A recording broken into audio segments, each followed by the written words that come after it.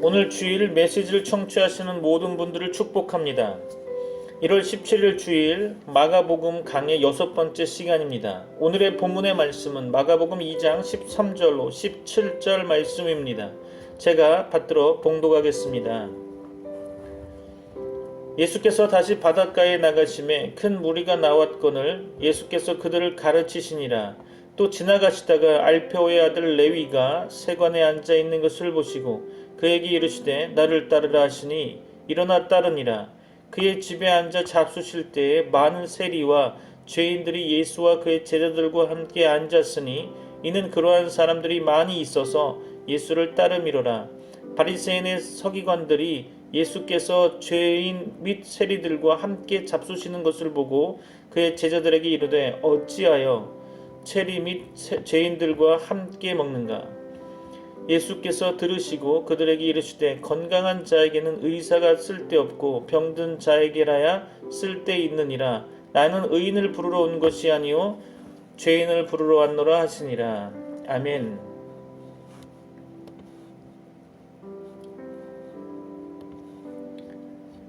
요즘 기독교계를 보면 세상과 적당히 보조를 맞춰 살도록 부추기는 평안의 복음들로 가득 차 있는 듯합니다. 많은 그리스도인들이 그런 평안의 복음을 믿고 열심히 교회 생활을 하다 보면 자신이 진짜 괜찮은 그리스도인이 된 것처럼 착각하게 되는 경우가 많을 것입니다. 왜냐하면 세상에서도 교회에서도 모든 것과 호흡이 잘 맞아 돌아가는 사람이 되어버렸기 때문이죠. 그러나 하나님이 바라시는 진짜 그리스도인이 되려는 사람은 세상이나 주위 사람들과 보조를 맞추기보다는 오히려 세상과 충돌하는 한이 있더라도 진리를 따라 살며 날마다 자신이 믿음에 서 있는가 시험하고 확증하는 열렬한 신앙과 스스로 살피는 경건함 속에서 살아간다는 것입니다.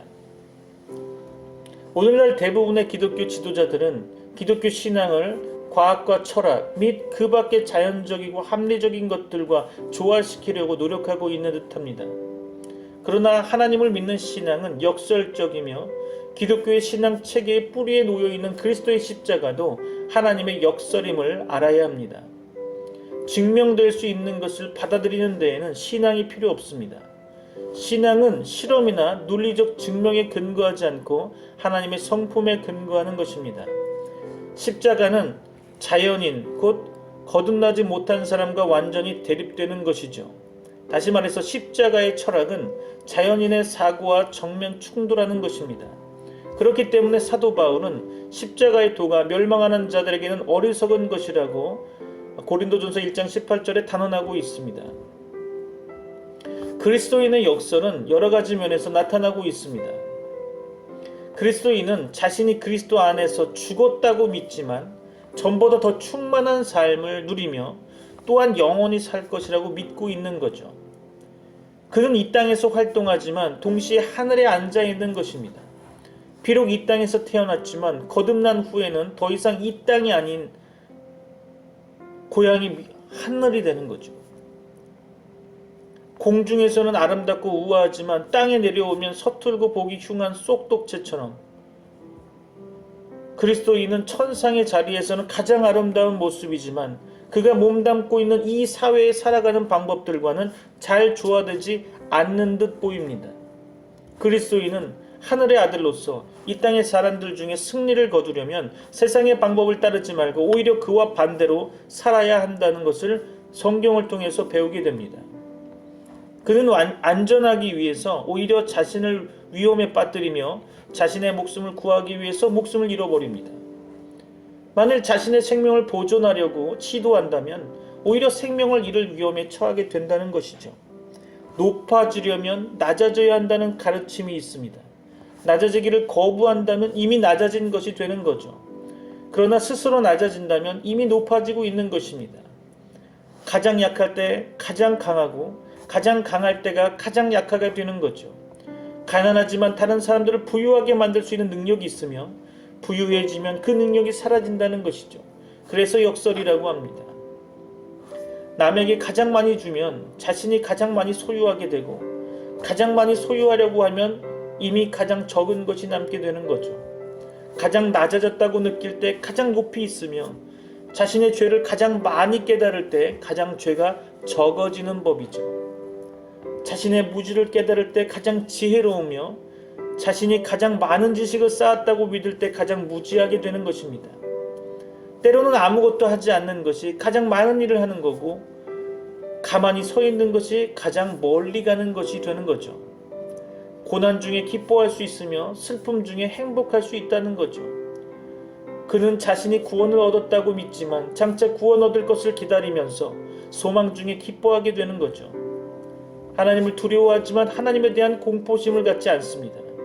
하나님의 임재에 완전히 압도돼서 자신이 망했다고 느껴지지만 그 어떤 것보다도 하나님의 임재를 갈망합니다. 그는 자신의 죄에서 깨끗게 되었음을 알지만 자신의 육신 안에 선한 것이 거하지 않음을 알고는 괴로워하고 있죠. 그는 한 번도 본 적이 없는 분을 가장 사랑한다고 고백합니다. 자신이 비록 보잘것없고 초라한 존재지만 만왕의 왕이요 만주의 주 되신 그분과 친구처럼 대화하죠.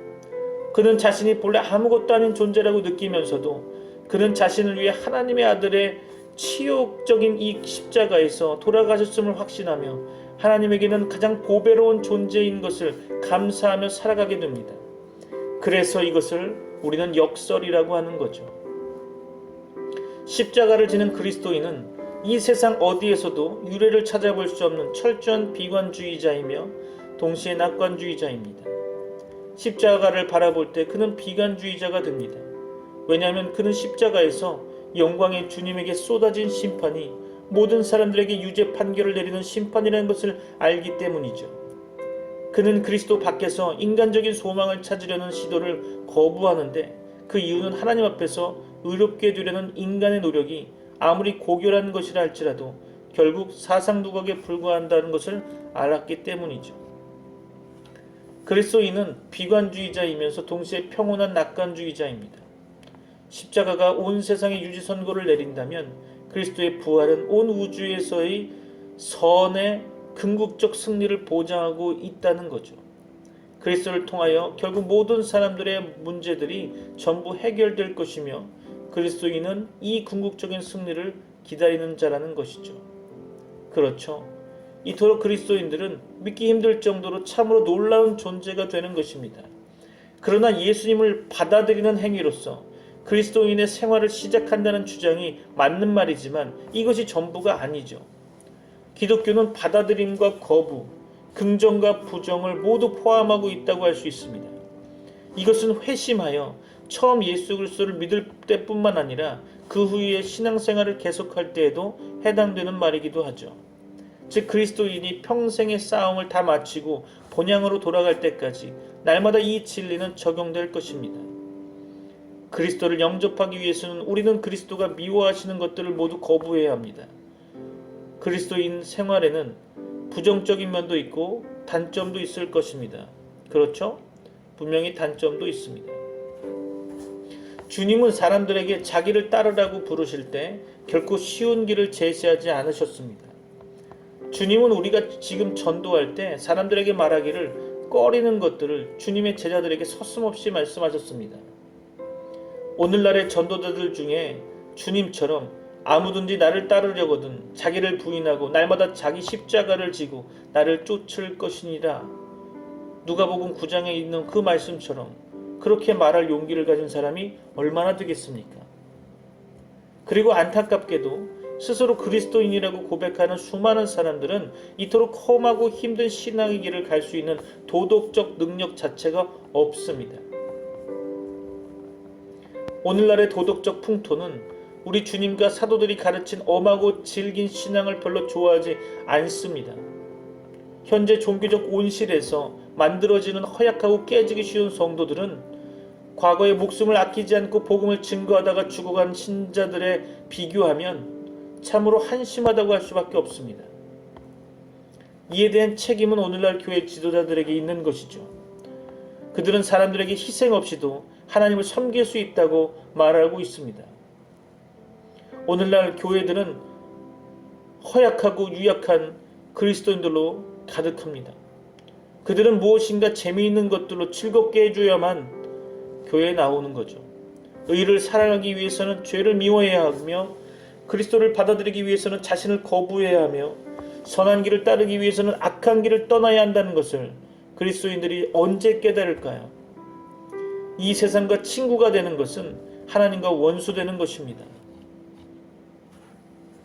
그리스도인의 삶을 살아가면서 앞으로 전진할수록 그리고 높이 올라갈수록 우리 앞에는 더 많은 어려움이 놓여 있고 우리 영혼의 공격이 더 거세어진다는 사실을 말해주는 사람들이 별로 없습니다. 그러나 성숙한 그리스도인들은 이 사실을 알고 어려움과 고난의 길을 즐거움으로 가며 또한 그 고난을 해결하는 방법을 배우게 되는 것입니다. 비유를 들어 말하자면 성령 충만한 삶은 강도들이 창궐하는 숲을 통과하는 순례의 길이요 마귀와 처절하게 싸우는 전쟁터 안에서의 삶입니다. 성령 충만하면 언제나 갈등이 있기 마련입니다. 때로는 자신의 본성과 사력을 다해서 싸워야 할 때도 있습니다. 우리가 완전히 승리하는 방법은 승리하신 그리스도의 길을 따르는 것입니다. 오늘도 말씀 속에서 은혜 누리시기를 원하며 한 절씩 다시 읽어가면서 말씀을 상고해 보고자 합니다. 13절입니다. 예수께서 다시 바닷가에 나가심에 큰 무리가 나왔거늘 예수께서 그들을 가르치시니라.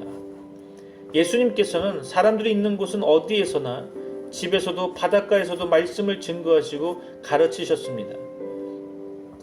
하나님의 구원 사역은 하나님의 말씀을 가르치는 말씀 사역이 중심이 되는 것입니다. 교회는 하나님의 말씀을 증거하고 죄인들을 구원해야 할 것입니다. 그것이 하나님의 뜻을 이루는 것입니다. 14절 볼까요? 또 지나가시다가 알페오의 아들 레위가 세관에 앉아 있는 것을 보시고 그에게 이르시되 나를 따르라 하시니 일어나 따르니라. 아멘. 본문에 있는 레위는 마태복음에 증거된 마태일 것입니다. 세리공무원, 다시 말해서 세무공무원은 부정과 불법이 많은 직업이었고요. 당시에 또 죄인으로 여겨졌습니다. 그러나 그의 마음속에는 하나님을 경외함이 있었을 것입니다. 그는 하나님의 은혜를 받았고 예수님을 아는 지식과 믿음이 생겼을 것입니다. 예수님께서 그를 주목하셨고 사역자로 부르셨던 것입니다. 예수님의 관심, 그의 생각, 그의 의도는 영혼을 구원하는 것과 그 일을 위해 사역자를 부르는 것이었습니다.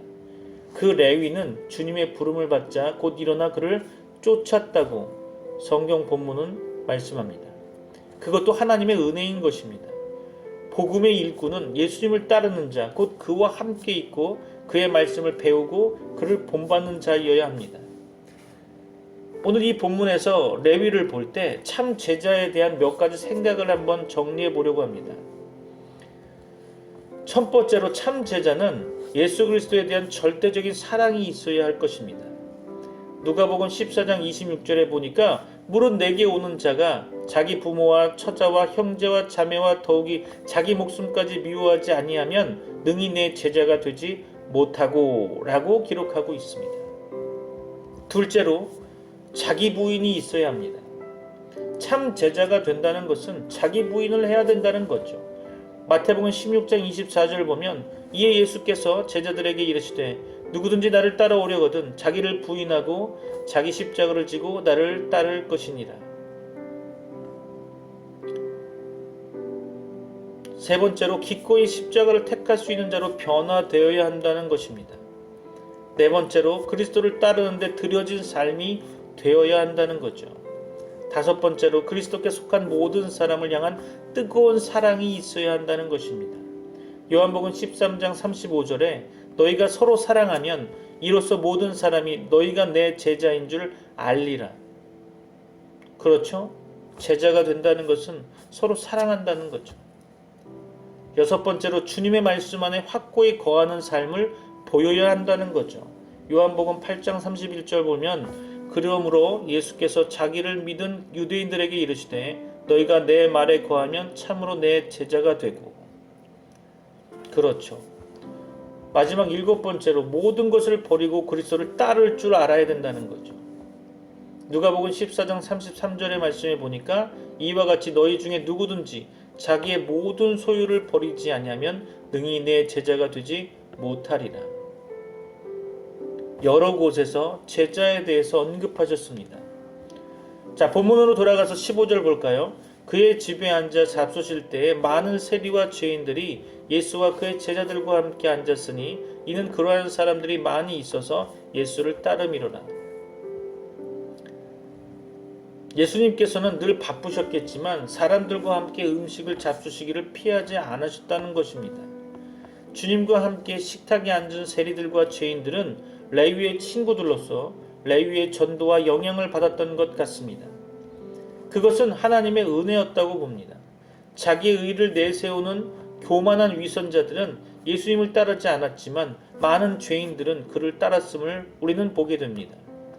자기의 죄를 깨닫는 것은 믿음의 길에 들어서는 첫걸음인 것입니다. 16절 말씀 볼까요? 바리새인의 서기관들이 예수께서 죄인 및 세리들과 함께 잡수시는 것을 보고 그의 제자들에게 이르되 어찌하여 세리 및 죄인들과 함께 먹는가? 서기관들은 보통 바리새인들 중에 있었습니다. 그들은 예수님께서 죄인들과 함께 먹는 것을 못마땅하게 생각하였다고 본문은 말합니다. 그가 의인이라면 왜 죄인들과 함께 음식을 먹을 수 있을까? 그들은 이것을 죄인들과의 교제라고 잘못 생각하였던 것 같습니다. 그러나 예수님은 교제 차원이 아니고 영혼 구원과 전도의 차원에서 그들과 함께 잡수신 것입니다. 우리는 교제의 차원과 전도의 차원을 구별해야 될 것입니다. 더욱이 그들은 자신의 죄를 깨닫고 뉘우치고 예수 그리스도를 믿고자 하는 마음을 갖기 시작한 자들이었습니다. 회개하고자 하는 진실한 죄인들이 실제로 악을 행하면서도 의인인 척하는 위선자들보다 구원에 더 가까이 갈 수 있을 것이라 생각이 듭니다. 17절 말씀입니다. 예수께서 들으시고 그들에게 이르시되 건강한 자에게는 의사가 쓸데없고 병든 자에게라야 쓸데있느니라. 나는 의인을 부르러 온 것이 아니요 죄인을 부르러 왔노라 하시니라. 예수님께서는 그 서기관들의 말을 들으시고 그들에게 말씀하시기를 건강한 자에게는 의원이 쓸데없고 병든 자에게라야 쓸데있느니라. 나는 의인을 부르러 온 것이 아니요 죄인을 부르러 왔노라 말씀합니다. 전통 사본에서는 번역할 때 약간 좀 다르게 번역했는데요. 죄인을 부르러 왔노라를 죄인을 불러 회개시키러 왔다라고 번역하는 사본도 있습니다. 어찌됐든 건강한 자에게는 의사나 병원이 필요치 않을 것입니다. 의사나 병원은 병자들에게 필요한 것이죠. 병자는 고침을 받을 것이나 건강한 척하는 자는 그 병으로 죽을 것입니다. 병자는 병원 가기를 싫어하거나 자기 병을 속이지 말고 병원에 가서 바른 진단과 치료를 받아야 고침받을 수 있을 것입니다. 그렇지 않으면 그는 그 병 때문에 아마도 죽고 말 것입니다. 이와 마찬가지로 자기가 의인이라고 생각하는 자들에게는 죄에서 건져내시는 구주가 필요하지 않을 것입니다. 구주는 죄인을 위해 필요한 것이니까요. 죄인이 자신의 죄를 깨우침받고 그 죄를 인식하고 그 죄에 씻음받기를 원한다면 그는 죄사함과 의롭다 하심을 받을 것입니다. 사람이 자기의 죄를 깨닫는 것은 구원의 첫걸음입니다. 그러나 의인인 척하는 죄인들은 자신들의 죄로 인해 멸망할 것입니다. 예수 그리스도께서는 죄인을 불러 회개시키기 위해 세상에 오셨습니다. 죄가 인생의 근본 문제요, 죄사함이 인생의 모든 문제 해결책인 것입니다.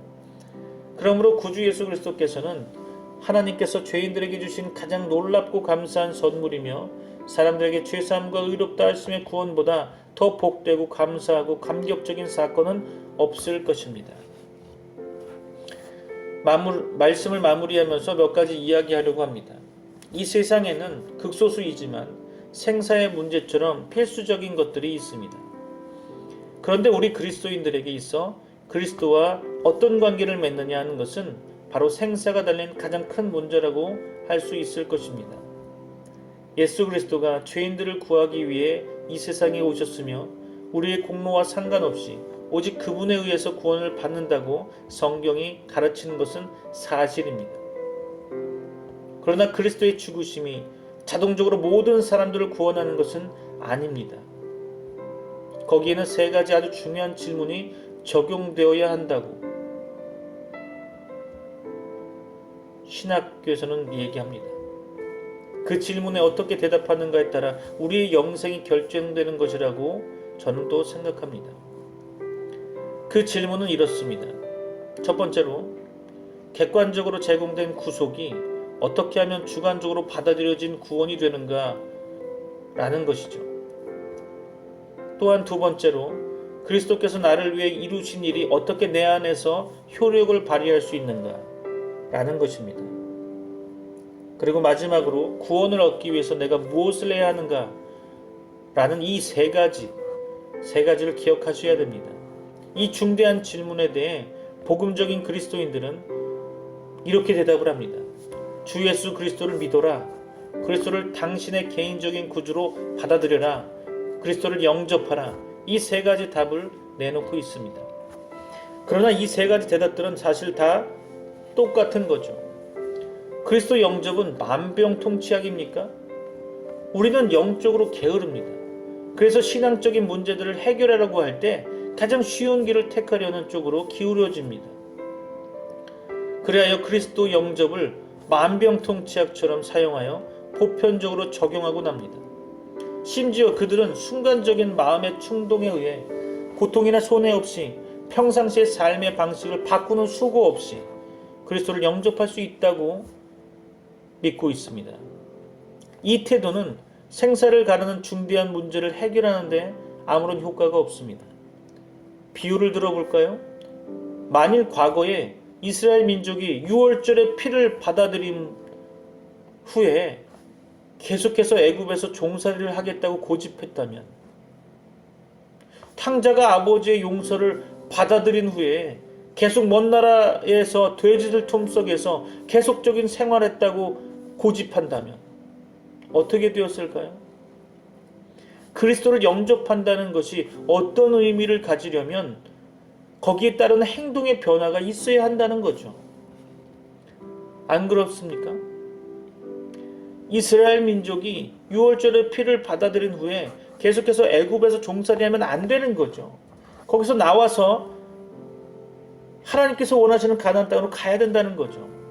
탕자가 아버지의 용서를 받아들인 후에 다시 먼 나라 가서 돼지들 틈 속에서 돼지 쥐염 열매를 먹고 있다면 얼마나 화가 나고 황당한 일입니까?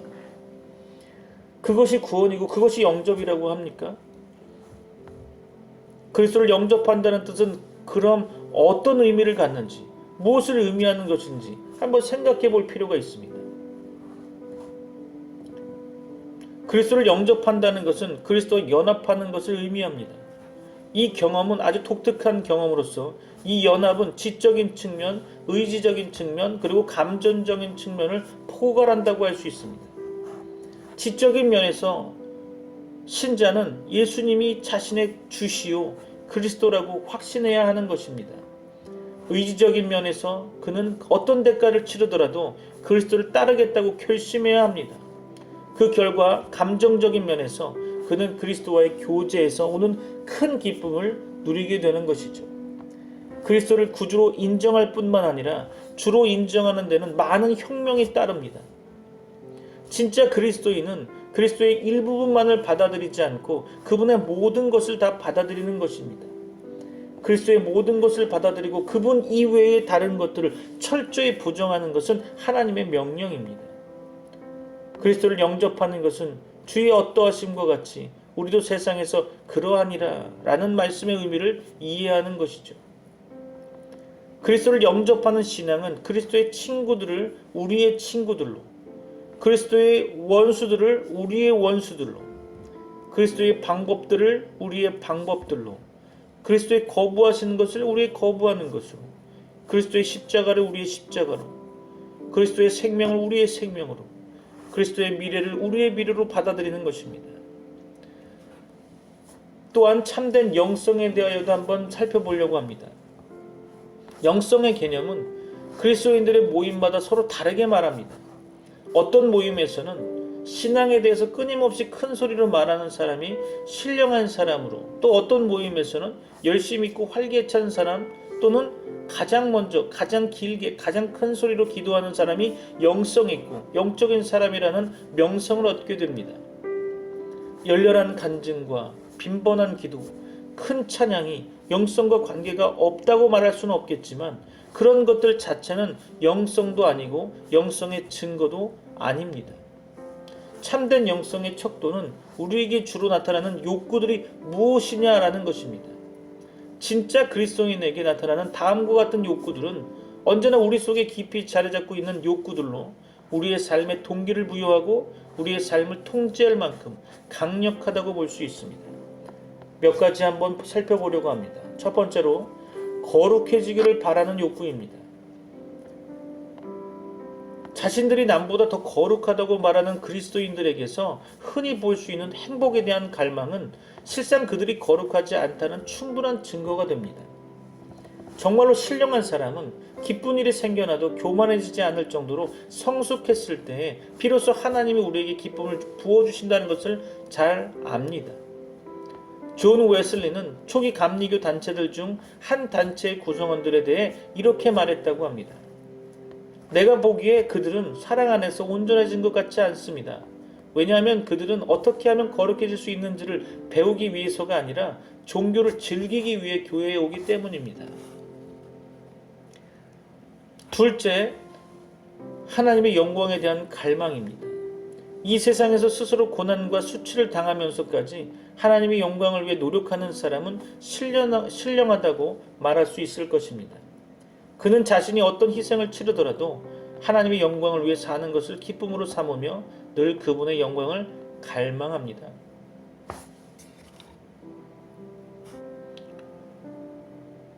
진짜 그리스도에게 나타나는 세 번째 욕구는 스스로 십자가를 지려는 마음입니다.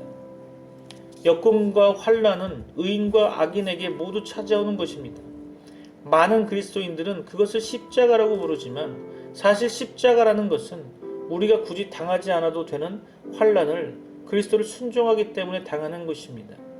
영적인 사람은 그리스도에게 순종하기를 선택함으로써 십자가를 선택하는 것입니다. 십자가를 진다는 것은 그리스도에게 연합되고 그리스도의 주권적 지배를 받아들이고 그리스도의 명령에 순종하는 것입니다. 진짜 그리스도인에게 나타나는 네 번째 욕구는 하나님의 관점에서 판단하려는 욕구입니다. 모든 것을 하나님의 관점에서 보는 사람이 영성이 깊은 그리스도인입니다. 모든 것을 하나님의 저울로 달아보고 하나님께서 단지 표면만 아니라 본질을 꿰뚫어 보고 평가하시듯이 그것들의 가치를 평가하는 것이 성령 충만한 삶의 표시입니다. 육적인 그리스도인들은 본질을 보지 못하고 겉모습만 보기 때문에 그에 따라 우쭐하기도 하고 낙심하기도 합니다.